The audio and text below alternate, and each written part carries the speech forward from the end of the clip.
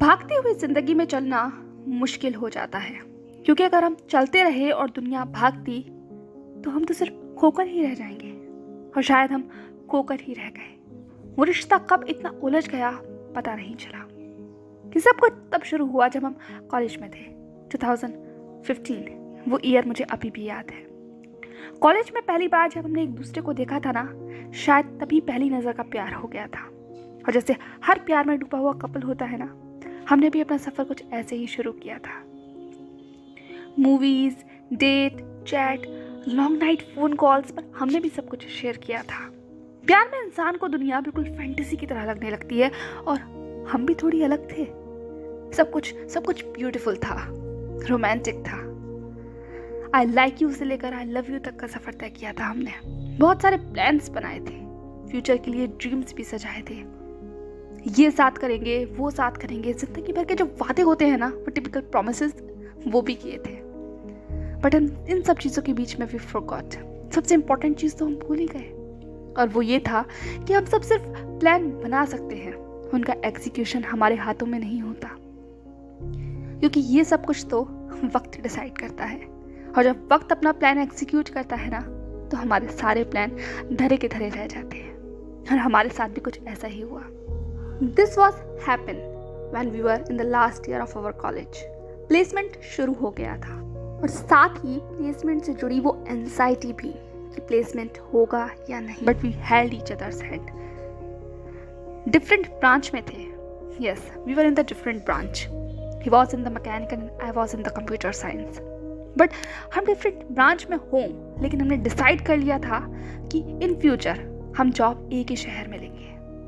पर जैसा कि मैंने कहा, प्लान हम बना सकते हैं, एग्जीक्यूट करना हमारे हाथों में नहीं होता। सिलेक्शन डे था and I was just freaking out and continuously chanting what will happen, what will happen, what will happen. And I don't know कि मैंने ये लाइन शायद कितनी बार बोली थी। हाथों में उंगलियां उलझी हुई थी, कभी बैठ रही थी, कभी उठ रही थी, बेवजह बड़बड़ा रही थी, एक ही सवाल बार बार दोहरा रही थी, और आगे पीछे घूमना लगातार जारी था। पर शायद अब हद हो गई थी और वो अपनी फाइल बंद कर बस खड़ा हो गया। उसने मेरा हाथ पकड़ा, मुझे अपनी तरफ खींचा और मेरी आंखों में देखते हुए कहा, stop it, take a deep breath, everything will be all right Riya, everything will be all right. मुझे नहीं पता ये उसके शब्दों का असर था या उसकी आंखों का, पर मैं बस उस वक्त थम गई थी। मैंने एक लंबी सांस ली और उसकी आंखों में देखा, और जैसे सवाल पूछा हो या खुद को यकीन दिलाया हो सब कुछ ठीक हो जाएगा। उसने बहुत ही सॉफ्टली मेरे फोरहेड पर किस किया था। मेरे बालों को मेरे कानों के पीछे लगाते हुए उसने मुझसे बहुत धीमे से कहा था, सब कुछ ठीक हो जाएगा अगर तुम शताब्दी एक्सप्रेस बनना बंद कर दो। कितने चक्कर लगाओगी? हाँ, मैं भी थक गया हूँ तुम्हें देखते देखते, बस भी करो अब। मैंने उसके शोल्डर पर हिट करते हुए कहा, क्या तुम भी? राहुल, मुझे टेंशन हो रही है। राहुल ने मेरा हाथ लेते हुए कहा, टेंशन लेने वाली बात क्या है? तुमने प्रिपरेशन तैयार तो की है, और तुम मेरी प्रेजेंटेशन भी बुला दोगी। तुम मुझसे ज़्यादा ब्रिलियंट हो, और ये बात तुम जानती हो। मैं फ्रीक आउट नहीं हो रहा, तो तुम फ्रीक आउट क्यों हो रही हो? अपनी अचीवमेंट्स को देखो, तुम कॉलेज की टॉपर में से एक हो। इतना ज़्यादा फ्रीक आउट मत हो, everything will be all right. वो बहुत कामली ये सब कुछ कह रहा था। उसके शब्द मैजिकल थे, और मैं बस सिर्फ बैठ गई उसके कंधे पर अपना सर रखकर। वक्त गुजर गया, और लगभग वो वक्त आ गया जब हम लोग अलग हो गए थे। उसका हाथ मेरे हाथों में था, पर पता नहीं क्यों मुझे ऐसा लग रहा था कि हमें आगे नहीं बढ़ना चाहिए। यह हाथ जो हमने पकड़ रखा है, कुछ घड़ी बाद इसके मायने बदल जाएंगे। पता नहीं क्यों, पर अंदर से ऐसा महसूस हो रहा था। बार बार मेरी निगाह हमारे उन जुड़े हुए हाथों पर जा रही थी। पर वक्त ने इशारा किया, और अब मेरा नाम बुलाने वाले थे। और उसका भी अपनी ब्रांच में जो प्रोसीजर था वो स्टार्ट हो गया था। तो उसने मुझसे कहा कि अब तुम्हें जाना चाहिए। मैंने कहा, सब कुछ ठीक होगा ना? One last time I was asking and he was just smiling. उसने वो हंसी दी, वो मुस्कुराहट दी, और मैं बस अपने रास्ते चल दी। वो भी अपने रास्ते चल दिया। वक्त गुजर गया।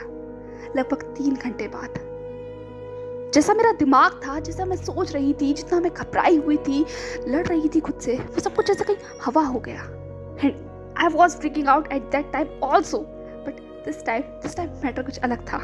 मेरे पूरे शरीर के अंदर एक एक्साइटमेंट की ऐसी लहर दौड़ रही थी जिसको एक्सप्रेस करना लगभग नामुमकिन था। मैं बस भागकर दौड़कर उस रूम से बाहर निकली और बस बिना किसी को देखे हुए आगे बढ़ने लगी और भागकर हाँफते हुए उसकी बिल्डिंग तक पहुंची। Mechanical branch. भीड़ बहुत थी, बहुत सारे स्टूडेंट्स थे, पर मेरी नजरें तो सिर्फ उसको ढूंढ रही थी। कुछ कदम मैं आगे बढ़ी, उस प्रेजेंटेशन हॉल तक पहुंची। इधर उधर देखा तो मुझे वो कहीं नजर नहीं आया। कुछ घड़ी वेट किया, लोगों से पूछा तो पता चला भी वो प्रेजेंटेशन दे ही रहा है। एंड मैं जस्ट वेट करने लगी। अपने चेहरे पर वो मुस्कुराहट लिए, आंखों में न जाने कितने सारे सपने लिए, मैं बस उसका वेट कर रही थी। वक्त गुजर नहीं रहा था। बार बार मन में बस चिल्लाने का मन कर रहा था, उसे गले लगाने का मन कर रहा था, उसे बताने का मन कर रहा था। And that was the time. मैंने घड़ी में देखा, 12 बज के लगभग 5 मिनट हो रहे थे। 5 minute, 10 minute, 15 minute, and finally वो दरवाज़ा खुला जिसे वो इतनी देर से बंद कर रखा था। और जैसे ही वो बाहर आया, मैंने कुछ नहीं किया, and I just hug him. सब कुछ वैसे थम गया, उसने भी मुझे थाम लिया। हम दोनों की धड़कनें कितनी तेज हैं ये मैं सुन सकती थी। मेरे हाथ उसके बालों में थे और वो बस मेरी पीठ को सहला रहा था। मैंने कहा, I did it, Rahul, I did it। ये कहकर मैंने बहुत बार इस बात को दोहराया। राहुल ने मेरे ऊपर अपनी पकड़ को और मजबूत कर लिया था। मैं अपनी एक्साइटमेंट में तो भूल ही गई कि वो भी अभी प्रेजेंटेशन देकर आया है। मुझे उससे भी पूछना चाहिए, और इस बात का ख्याल लगभग 5 मिनट बाद मुझे आया, जब उसने मुझे थोड़ा सा खुद से दूर हटाया। उसके चेहरे पर मुस्कुराहट थी और मेरी आंखें चमक रही। उसने अपने हाथों में मेरा हाथ लिया और मेरी तरफ देखकर कहा, मुझे पता था तुम सब कुछ कर सकती हो, सब कुछ। मैंने कहा, सारी बातें छोड़ो, पहले अपने बारे में बताओ, तुम्हारा हुआ या नहीं, जल्दी से मुझे बताओ, मुझे बहुत एंजाइटी हो रही है। ये कहते हुए मैं लगातार उसकी आंखों में देख रही थी, जैसे सुनने का इंतजार कर रही हूँ। सच में मेरी धड़कनें बहुत तेज थी, क्योंकि मैं बस वापस उससे गले लगाना चाहती थी। पता नहीं क्यों ये सवाल पूछते के साथ ही उसके चेहरे का रंग जैसे कहीं उड़ गया और मेरा दिल धक से कर रह गया। मैंने कहा, क्या हुआ? ये कहते हुए मेरी आवाज़ अब थोड़ी सी डाउन हो गई थी। मैंने अपने कदमों को थोड़ा सा बढ़ा लिया था और उसके हाथों को और तेजी के साथ पकड़ लिया था। वो अभी भी खामोश था। उसने अपनी नजरों को झुका लिया मेरे हाथों पर, जैसे सर्कल ड्रॉ करने लगा। मैंने कहा, tell me what happened dude. ऐसे करना बंद करो, मुझे डर लग रहा है। हो गया ना, सच पता हो गया। मुझे पता है तुम्हारा हो जाएगा। तुम ब्रिलियंट हो, एक्सीलेंट हो, और ये कंपनी तुम्हारी ड्रीम कंपनी थी। तो मुझे बताओ क्या हुआ, अदरवाइज। पर इससे पहले मैं कुछ कह पाती, उसने मुझसे कहा, यस, हो गया। बस ये कहना था और मैंने उसे वापस गले लगा लिया और वही वापस सब कुछ शुरू हो गया। You can did it and I am so happy for you and that's just blah blah blah blah, न जाने क्या क्या। पर पता नहीं क्यों जैसे उसकी सारी एक्साइटमेंट कहीं दूर हो गई थी।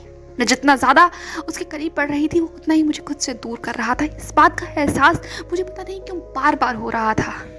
आई स्वेयर, मैं पूछना नहीं चाहती थी कि आखिर प्रॉब्लम क्या है, क्योंकि मैं सिर्फ इस बात में खुश रहना चाहती थी कि हम दोनों का सिलेक्शन हो गया है।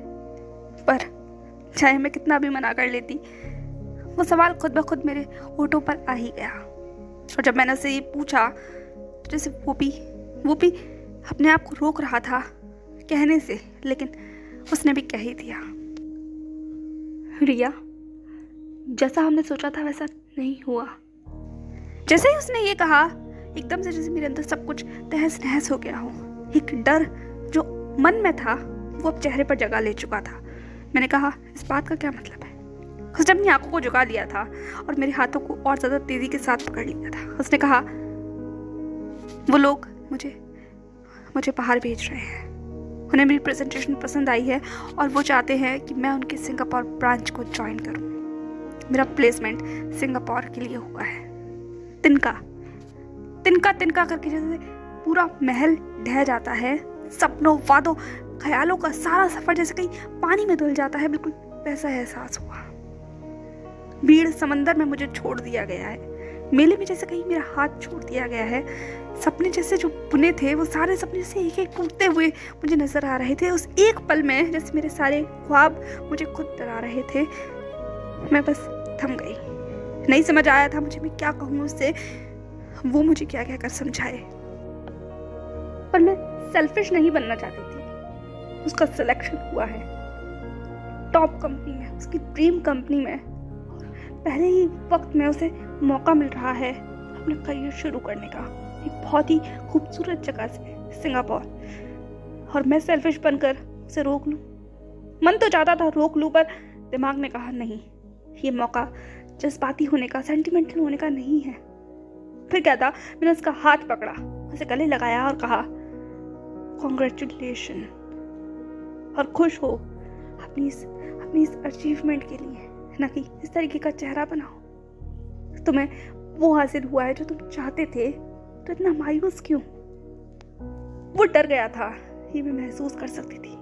उसने अपनी पकड़ को मुझ पर मजबूत कर दिया। उसने कहा पर हम, मैंने कहा हम नहीं, अब तुम्हें खुद के बारे में सोचना होगा, और हम अपने सारे प्रॉमिसेस को फ्यूचर में पूरा करेंगे जब हम अपने उस मकाम पर पहुंच जाएंगे, जब सब कुछ हासिल कर लेंगे। हमारा प्यार इतना भी कमजोर नहीं है। ये बात मैंने उस वक्त ऐसे ही कह दी थी। डाउट मुझे भी था, मुझे नहीं पता था कि फ्यूचर में क्या होगा, पर उस वक्त ऐसा लग रहा था कि ये सारे झूठे वादे होने वाले हैं। अब इसके बाद इन वादों के मायने पूरी तरीके से बदल जाएंगे, और हुआ भी बिल्कुल ऐसा ही।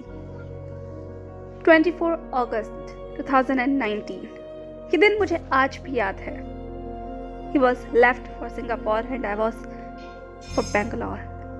हम दोनों की राहें अलग हो गई थी। फासला शहर का नहीं, देश का हो गया था। समय बदल गया था और धीरे धीरे हमारी प्रायोरिटीज भी चेंज हो गई। जो फोन कॉल्स दिन भर हुआ करते थे, वो फोन कॉल्स लिमिटेड हो गए। जो इमोशंस हमारे साथ रहा करते थे, जिसमें हम जिया करते थे, वो धीरे धीरे फेड होने लगे। हम अपनी लाइफ में बिजी हो गए, प्रोजेक्ट्स पर प्रोजेक्ट्स।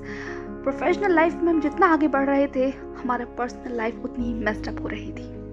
धीरे धीरे कर हम अपनी इंपॉर्टेंट डेट्स तक भूलने लगे। उसका बर्थडे, हमारी एनिवर्सरी, 1-2 साल में सब कुछ खो गया। 2 साल का वो गैप था। ऐसा नहीं हम लोगों ने कोशिश नहीं की, शुरुआत में सब कुछ अच्छा था, पर फिर जैसे सब कुछ खो गया। एहसास का भी अपना एक एहसास होता है, और जब वो एहसास खत्म हो जाए तो फिर चाहे कितनी भी कोशिश कर लो महसूस करने की, तुम्हें वो सिर्फ थकाने के अलावा और कुछ नहीं कर सकते। और हमारे साथ भी कुछ ऐसा ही हुआ। बिना कहे, चुपचाप, बिना शब्दों के हमारा वो साइलेंट ब्रेकअप हो गया। आज भी जब बैठती हूँ तो याद करती हूँ, वो भी क्या दिन थे। Thanks for watching. Signing off at 3. Feeble label, a pocket full of words that knock you inside.